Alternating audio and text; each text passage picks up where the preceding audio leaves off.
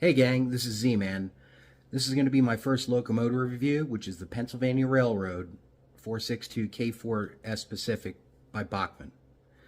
If you like what you see in the video, please make sure to like and subscribe, and I'll have more review videos in the future. Here we are to talk about the star of the show, the Pennsylvania Railroad Class K4s 462 Pacific type locomotive. I will have a video in the future going over the white notation of steam locomotive arrangements, but the K4s has 4 pilot wheels, 6 driving wheels, and 2 trailing wheels to support the firebox. 425 K4s Pacifics were produced by Pennsylvania Railroad's Juniata Shops in Baldwin Locomotive Works in Philadelphia between 1914 to 1928. These locomotives were Pennsylvania Railroad's premier passenger locomotives until the end of steam in 1957.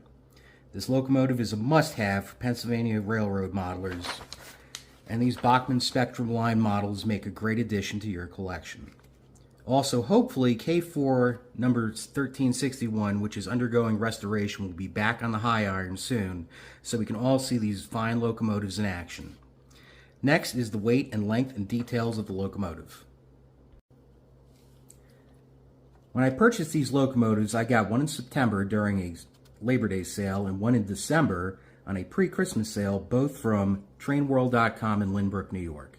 These locomotives MSRP from the Bachmann website at $579, but could be found for $330 on most websites and train stores, and come with TCS Wow Sound, which sounds really good. I have both the pre-war, number 5492, and the post-war version, number 612. This is so I can model the periods of 1914 to 1946 and 1946 to 1957 to the end of steam prototypically and accurately. The biggest difference is that 5492, the pre-war version, has a slatted pilot like a wooden cow catcher, has the headlight located on the spoke box, and the generator located over by the chimney. The post-war version has a modern slab pilot, has a running board, and has the headlight located over by the chimney with the generator in front of it.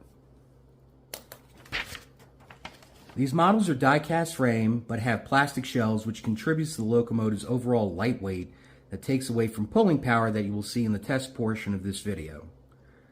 Both locomotives are 87 scale feet long, and they weighed in an identical 1 pound 1.17 ounces.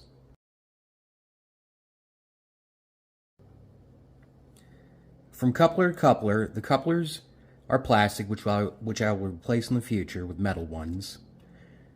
They have the trademark Pennsylvania Railroad Keystone number plates, the builder's plate, the headlight, smoke generator. These locomotives do not smoke, and the smokestack is filled in with plastic.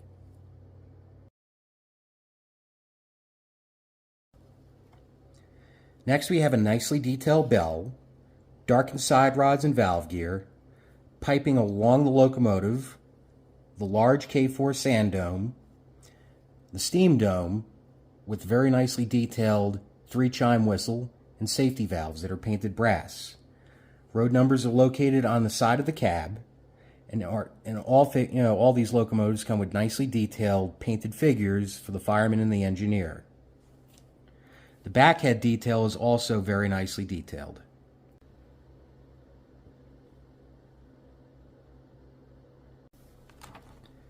The tender model is the short 70P70 tender with a capacity of 15 tons of coal and 7,000 gallons of water.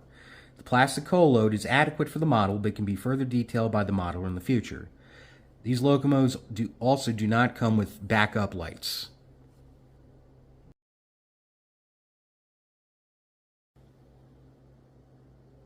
Now that we have the details review complete, let's get number 612 onto the test track and do the sound, pulling power, and running test on this locomotive.